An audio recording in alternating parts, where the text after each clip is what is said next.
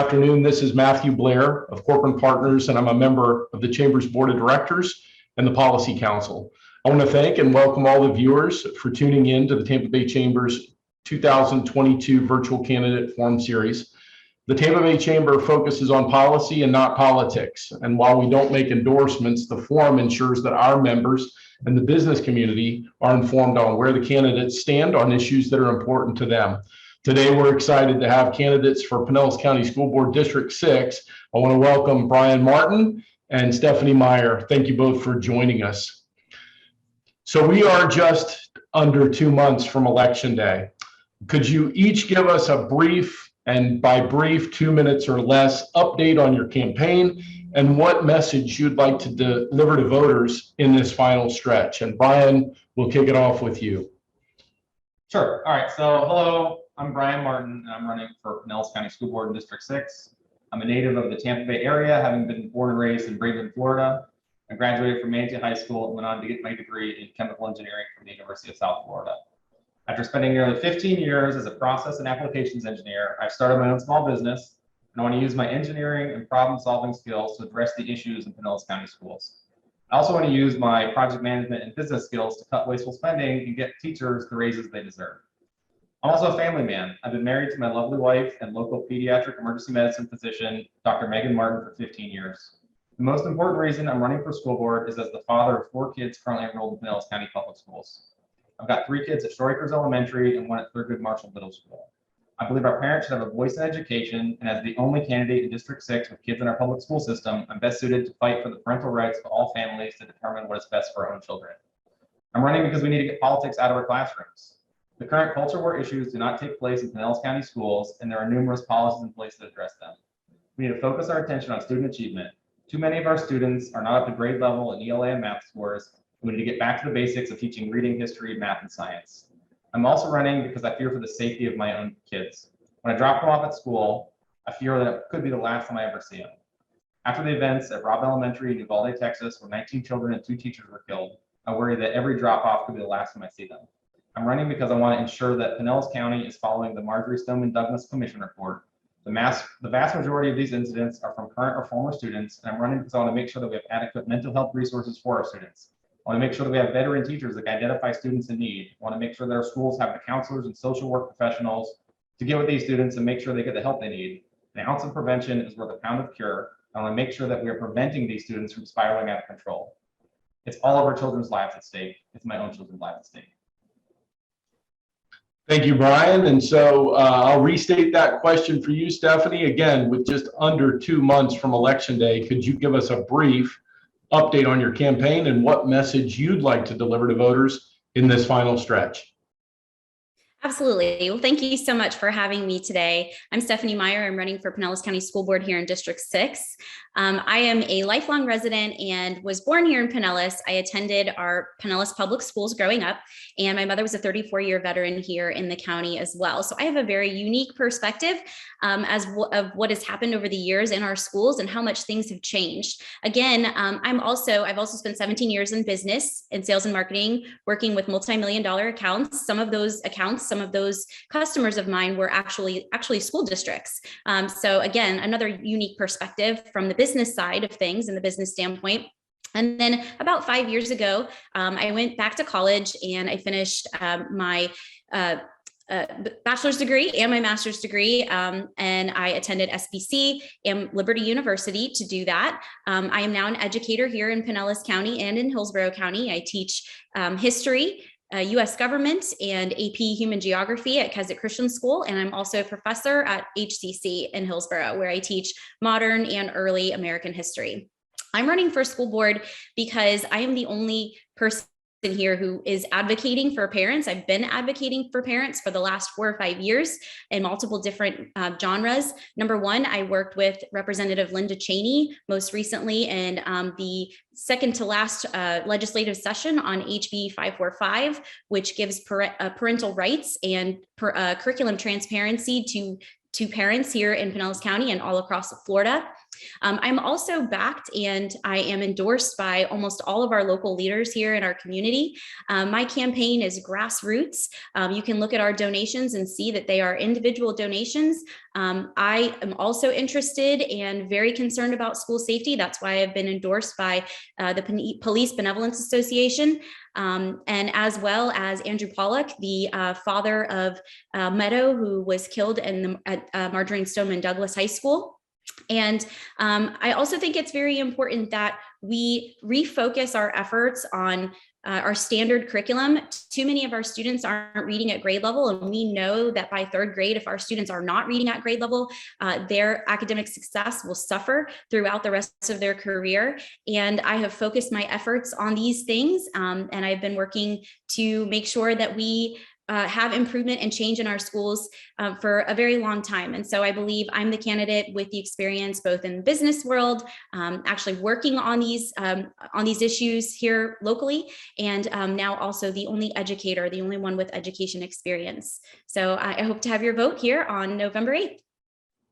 Thank you, Stephanie. And so we're going to come right back to you on this next question. Sure. The new superintendent, Pinellas County Public Schools recently hired a new superintendent. Yes. Would you describe your view of the roles of the school board and the superintendent, and what do you believe is the ideal relationship between these two offices?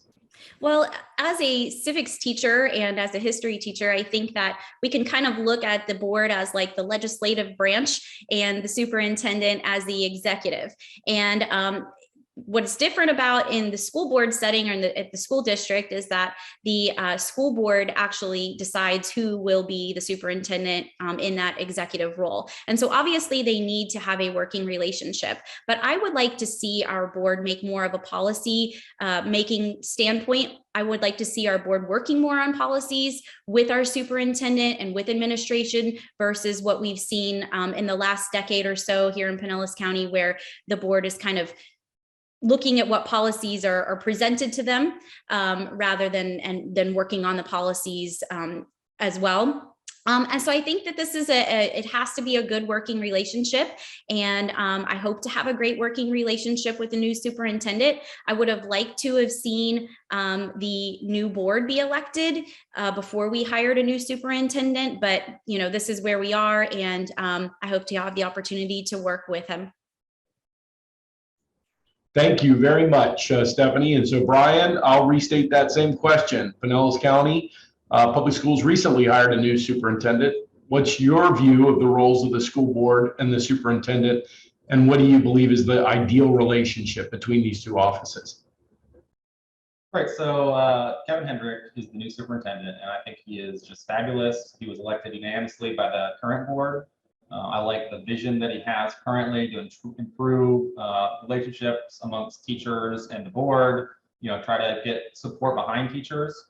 And the way the system works is the school board is elected and then the superintendent is appointed. So the way that it best works together is if we're all on the same page.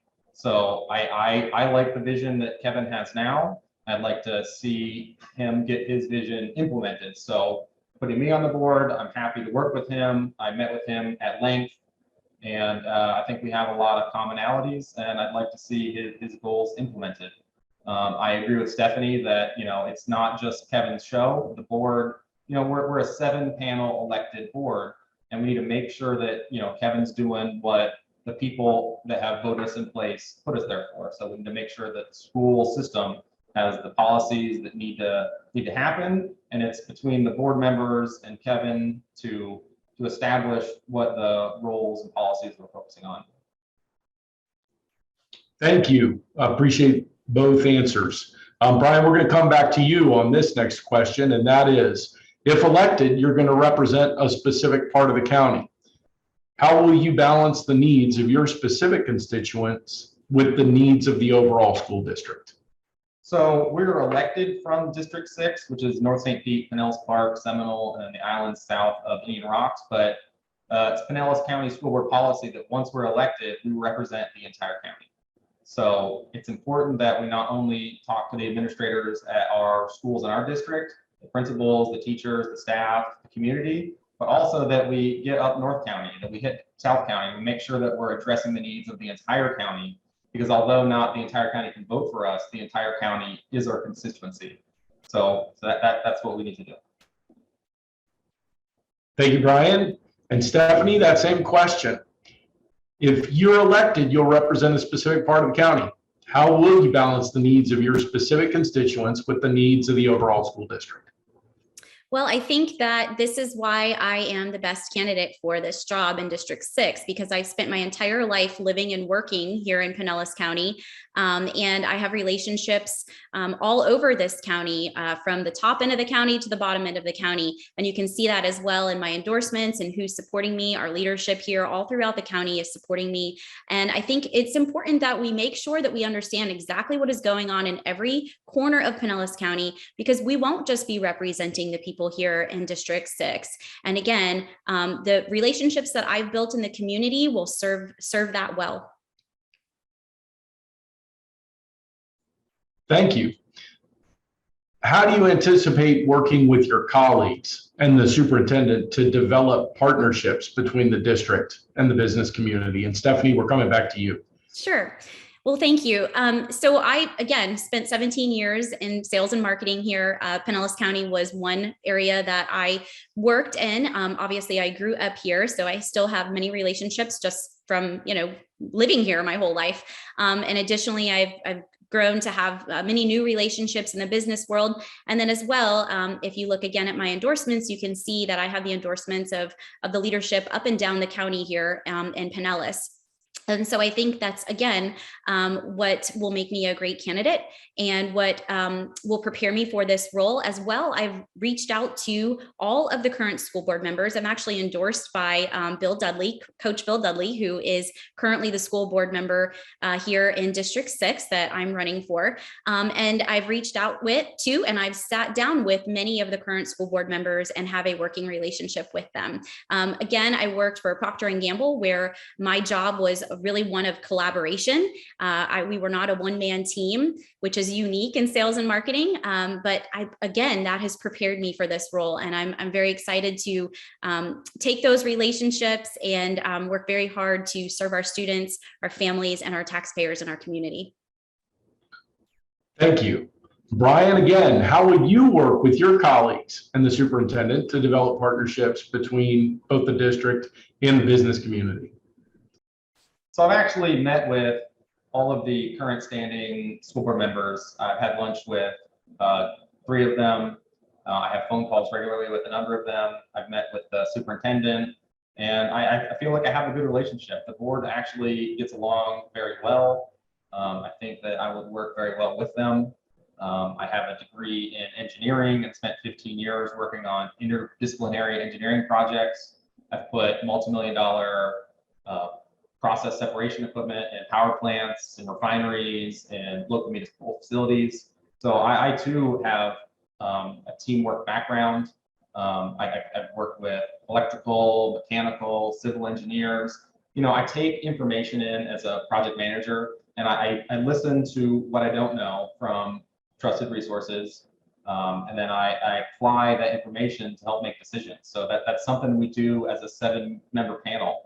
I talked to Carol Cook, and she said, we don't want to have 4 to 3 decisions. That's not the goal of the school board, is to have a divided voice. We want to make sure that we're making decisions where all 7 panelists, feel like they're happy with the direction of the school system. So the goal is to have a 7-person board that works together, to make sure we get our goals accomplished, as opposed to infighting. And I think the board currently does that pretty well, and I would be happy to be on the board and keep that going. Appreciate that. Thank you, Brian. And Brian, we're going to come right back to you. So I know this is rapid fire. Clearly, we're focusing in on how you would engage with fellow board members and with the superintendent and staff. That next question deals with the same sort of topic.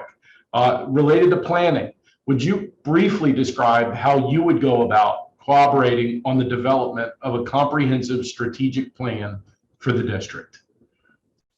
Well, the district currently has a plan, so the first step would be not to throw it out and start from scratch, is to review the plan as is. And I was at the workshop where they went over the plan. When was that? It was about a month ago, and they have planning in for what happens after the election. You know, how to train our new board members with how the district operates. I mean, you can be in the school system for 10 years, but until you get on the board, you know, it's a whole new ballgame. So, you know, just working with the board, you know, and you know, learning what the existing plan is and finding where you can make improvements. Thank you. Stephanie, would you briefly describe for us how you would go about collaborating on the development of a comprehensive strategic plan for the district? Well, I think first of all, it's important to note that our role, or my role as a school board member, would be to represent my constituents, the parents, the families, the taxpayers here in Pinellas County that put me into this position. So that's the first and foremost way that I think we need to approach all of the decisions that we are making here. We are not here for a group think. We are here to represent the people who put us in these seats. So number one, right off the bat, I think it's important to note that. Number two, as far as strategic planning goes, we do have a plan, that's correct. But I think if we look at some of the statistics that we've seen come out recently for the success of our students, don't show that every part of our plan is really that successful. So that's the first thing we need to do. I think we need to look at the parts of the plan that are not working, and then we need to go back to the drawing board. Again, this is one of the areas of expertise for me. I've done this in the business world. I also understand how these decisions will affect teachers in the classroom because I am a teacher here myself. And so again, yes, we must collaborate and work together, but we also need to make sure that we are not just another rubber stamp or a yes, sir, yes, ma'am. We've got to make sure that we are representing the people that put us into office well. That's what we're here. That's what the board is here for. And that's exactly what I'll do. Thanks, Stephanie. And we're going to come back to you on this next question. Equity is very important to the Tampa Bay Chamber and to the businesses that we represent. How would you help lead the district to make changes in systems, processes, and approaches to help close achievement gaps?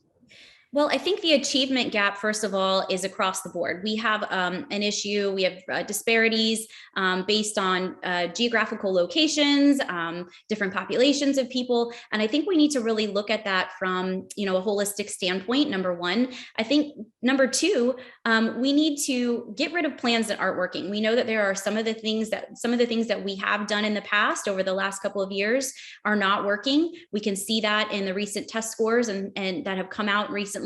And we need to change those things. So I am committed to making sure that all students have the education that they need and deserve. And that's going to look different for different students. And that's been one of my sticking points. Not all of our kids are the same. Not all of our kids need the same tools and the same assistance. And again, I'm committed to making sure that our students that are, in special education, our students that are in lower income areas are getting the tools and the resources they need so that they can succeed and be career and college ready when they graduate. Thank you for that answer. And Brian, we're going to come to you on that same question. How would you help lead the district to make changes in the systems, processes, and approaches necessary to close achievement gaps? So the district has a 6-part Bridging the Gap plan that they've been running for about 6 years now. And the best achievement they have in that is they dropped the gap between our Black and brown students and our white students from about a 30% gap down to about a 7% gap in graduation rates, which is great, but it looks like we're just pushing students through to graduate. When it comes to test scores, the gap 6 years ago was about 32%, and it's still about 30% today. So as Stephanie said, there are plans in place, but over the last 6 years, they haven't been effective. So we need to work on ways to effectively bridge gaps. There's a reflection amongst our staff and teachers where 18% of our students are minority students, but only about 9% of our staff. So the district had a 6-year plan to increase the diversity of our staff, to have it more closely reflect the student base, and they've done a bad job at it. The increase has been very low, so we need to work on recruitment to make sure that the people that our kids are learning from are reflective of who they are.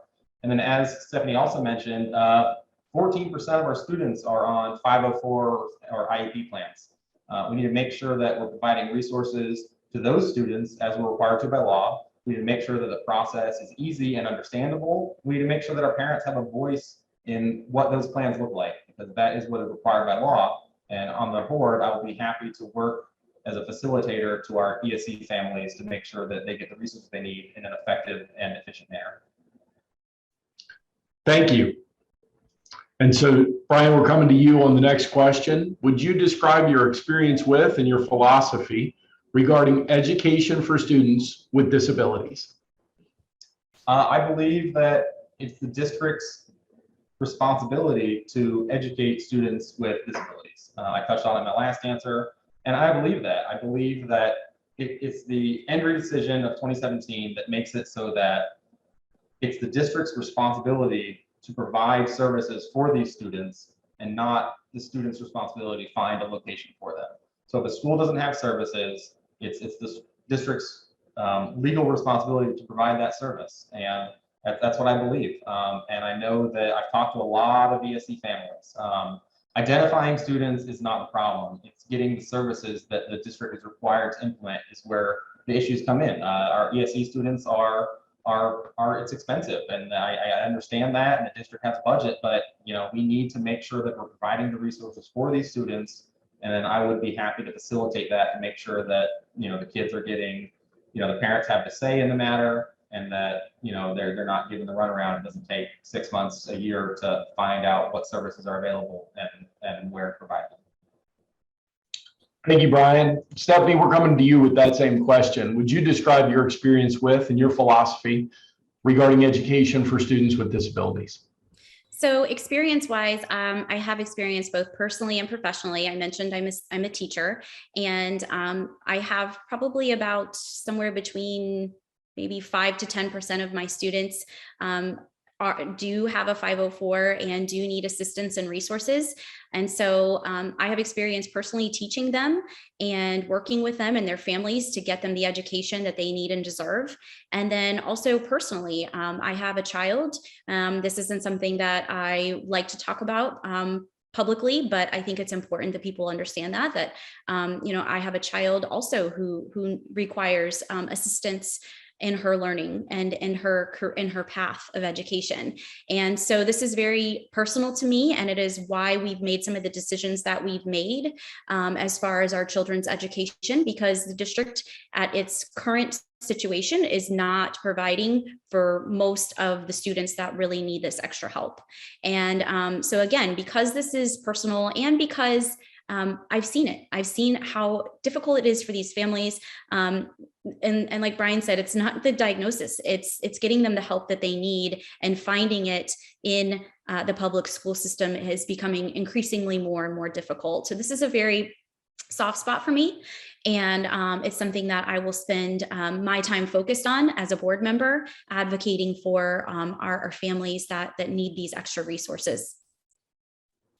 Obviously, a very personal issue for both of you, and we thank you for answering that question. Stephanie, we're going to come to you on technology. As technology becomes more integrated into learning, what sort of changes would you like to see made in order to make Pinellas County schools more technologically advanced? So I think we're doing a good job with technology with our students.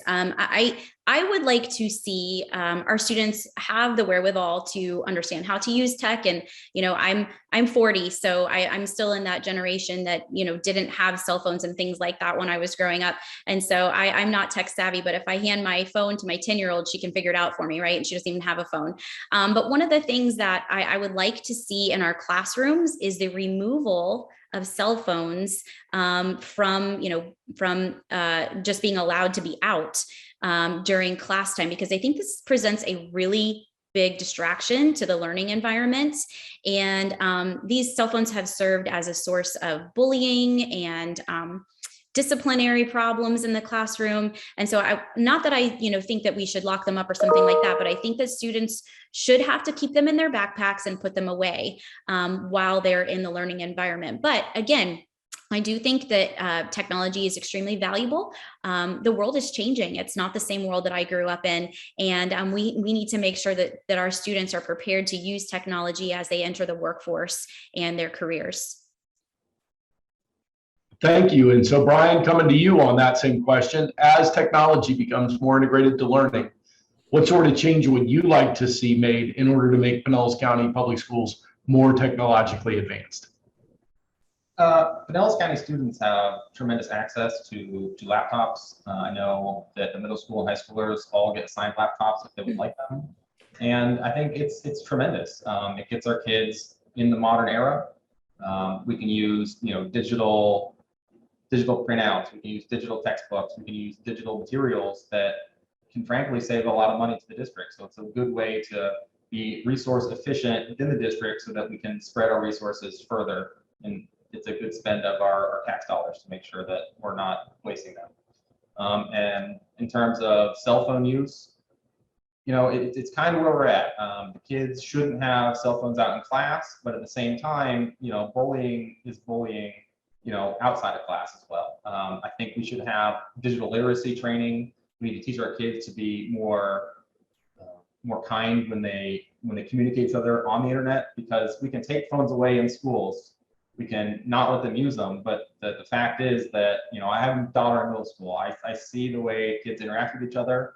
And I think we could use a lot more lessons in terms of, making sure that we cut bullying down, just teach kids how to digitally communicate, because, it's not focused on in schools. And unfortunately, not every household has the means and ability to make sure their kids are doing what they need to do in terms of digital communication. So. Thanks, Brian, for that answer. We're going to come right back to you. And that next question deals with staff recruitment.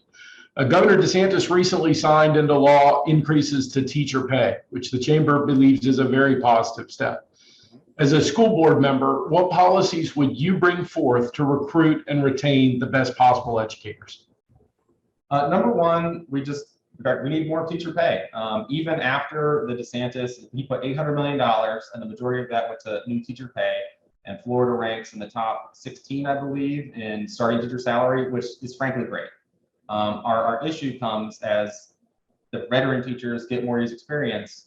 Our overall teacher pay is still in the bottom 10 nationally. So we have a tough time recruiting teachers. I mean, if especially in the science and technology fields, a lot of these teachers can make a tremendous amount more money in private industry than they do, teaching students. Our teachers are doing this job because they love it, but they also need to be able to make a living in the Tampa Bay area. Housing prices are through the roof, inflation is going through the roof, and teaching it's a tough profession right now. We need the Pinellas County Schools budget is $1.8 billion. I have business experience where I want to review contracts. I want to make sure that we're not wastefully spending money. I want to make sure that we're not avoiding preventative maintenance on mechanical systems, because what could be a easy $1,000 a year maintenance budget could turn into a $100,000, $200,000 a year replacement project. I want to make sure we're not wasting our money, and that way we have the money to put into teachers. I talked with Kevin Hendrick, and he said a 1% raise to our teachers is about $7 million. And with a $1.8 billion budget, the small amount of savings you need to get a 5-10% raise to our teachers is achievable. And I think the money's there, and I think we need to review and find it. Thanks, Brian, for that answer. Stephanie, we're going to come to you on that. Governor DeSantis recently signed into law increases to teacher pay. As a school board member, what policies would you bring forth to recruit and retain the best possible educators? Well, I think that there's a couple different factors in play here with our inability to recruit teachers. First and foremost, as the daughter of a 34-year veteran teacher here in Pinellas County, I saw how difficult it was for my mom and dad to put food on the table and to provide for my sister and I. My mom worked 2 jobs. She was a teacher at Hollins High for many, many years, and then at Lakewood High. And throughout that entire time, she worked at Dillard's and in the evenings. And so it was a strain on our family, and our teachers are still feeling that strain today. And I can, very much personally relate to that. But I think that there's more than just the teacher pay at play. And so I appreciate the fact that the governor has done that. I support our governor's education policies, and I think he's done a really good job. I think there's more that can be done and that will be done in the future. But I think we need to look at other factors that are driving teachers out of the profession. And I think the number one driving factor is the lack of discipline in the classroom and the lack of accountability that our students are facing today. I talk to teachers every day who say that their classrooms are total chaos, that there is no discipline for unruly students, there's no punishment, there's no consequences, and these children are allowed to come back to class every day and disrupt. Maybe it's 2 or 3 in a classroom, but 2 or 3, high school children can pretty much take over an entire classroom. And so the kids that are there to learn are having to deal with all of these distractions. And the teachers don't just get to go and teach their profession and their passion, right? They also have to become the disciplinarian. And so we really need to look at the policies that Pinellas County Schools has implemented over the years. One of them is restorative practices. And I would like to see the district show us that this policy is working. Thus far, I have not been able to find any information that shows that this policy is working. In fact, I think it's one of the driving reasons that we can't keep great teachers in our classroom, and we can't get teachers to take teaching positions. So this is a bigger problem than the pay. We've always known that teachers, weren't going to become wealthy individuals for the most part, choosing this profession. So we have to do better to make sure that we deal with all of the factors, not just teacher pay. Thank you. Thanks for your thoughtful answers to that question, both of you. The next question is hopefully a short one. It's a yes, no, almost. That is related to chamber involvement. So the chamber works diligently to inform our members about the happenings in local government. Would you commit to providing updates to the Tampa Bay Chamber's members regularly and seek the input of the business community if you're elected? Stephanie, will come to you, and then Brian to you. Absolutely, yes. As a businesswoman, absolutely, yes. Same. So, of course. Thank you. Both a position that you can agree on. We're grateful for that. Brian, coming to you on this, we've got 2 questions left. This first one deals with your website and campaign information. So Brian first, where can voters go to learn more about your campaign and your position on issues that are most important to them? Right, so my website is votebrianmartin.com.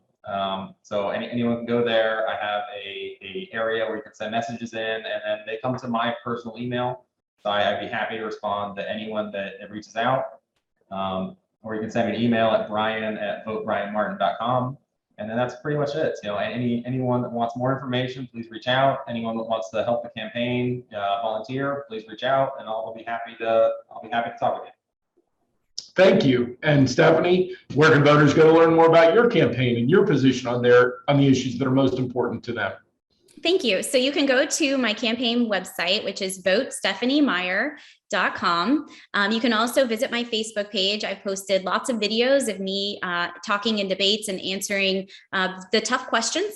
And I am an open book. I am very transparent about what I believe and who I am and why I'm running. You can look at our campaign donations as well in the Supervisor of Elections office. You can see there that our donations have come from here locally. It's a grassroots effort. Our donations are small. We are not supported by any sort of special interest groups.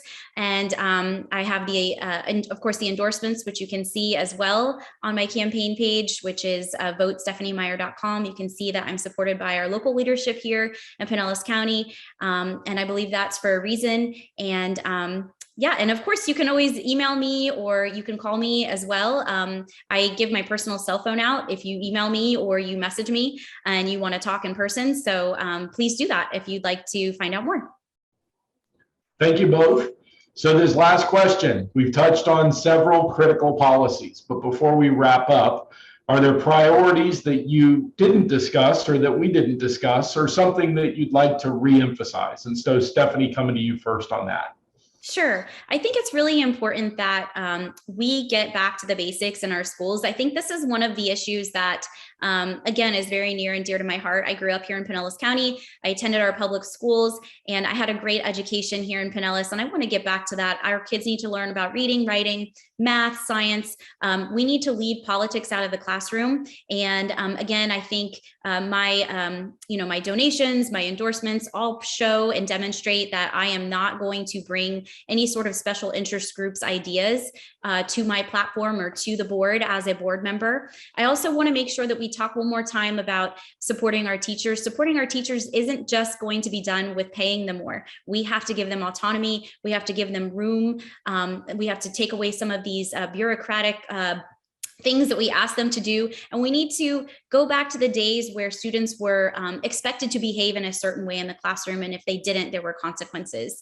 I also want to advocate and reiterate the fact that I have been working and supporting and advocating for parental rights here in Pinellas County for a very long time. And I ran in 2020 for school board, and I unfortunately lost, but I didn't just throw my hands up and give up. I kept working. I worked with Representative Linda Cheney. I worked with Representative Chris Latvala, and I worked with Speaker of the House, Representative Chris Sprowls as well, to make sure that in these last couple legislative sessions that we were making sure the voices of families here in Pinellas County were heard in Tallahassee.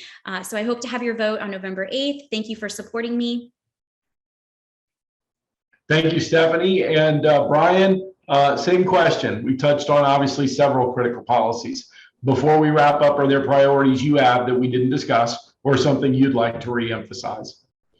Sure. So I'm running for school board as the father of 4 kids in Pinellas County Public Schools. I too believe in parental rights. I want to advocate for all parental rights of everyone in the district. I think we need to focus on our students that don't go to college. Only about 50% of Pinellas County school students end up going to college. We need to make sure that we have career and technical education paths for them.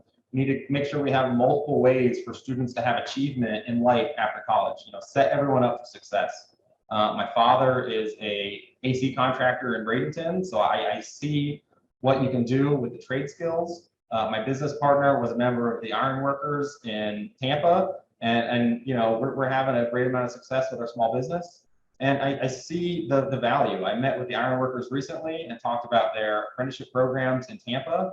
I'd like to see more vocational and apprentice programs brought into Pinellas County.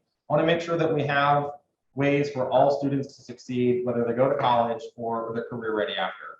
So again, I'm Brian Martin. I'm a fierce advocate for my own kids. I'm not looking out for any special interests. I got into this race because I want to make sure my kids have the best public education in Florida, and that's my goal. I'm not beholden to any political agenda, and I'm trying to make sure that everyone gets a fantastic education in our public school system. Stephanie, Brian, thank you for joining us today. I know you can agree with us in saying we want to encourage our members first to get out and vote. Obviously, election day is right around the corner, whether it's absentee by mail, whether it's early voting, or whether it's on election day. Please make sure you go out, cast your vote, and make your voice heard. To both of you, on behalf of all the Chamber's members, on behalf of our board of directors, thanks for joining us today. Thank you, frankly, for your willingness to serve an elected office, to run a campaign, and to serve our community. Again, thank you both for joining us. This concludes our candidate forum.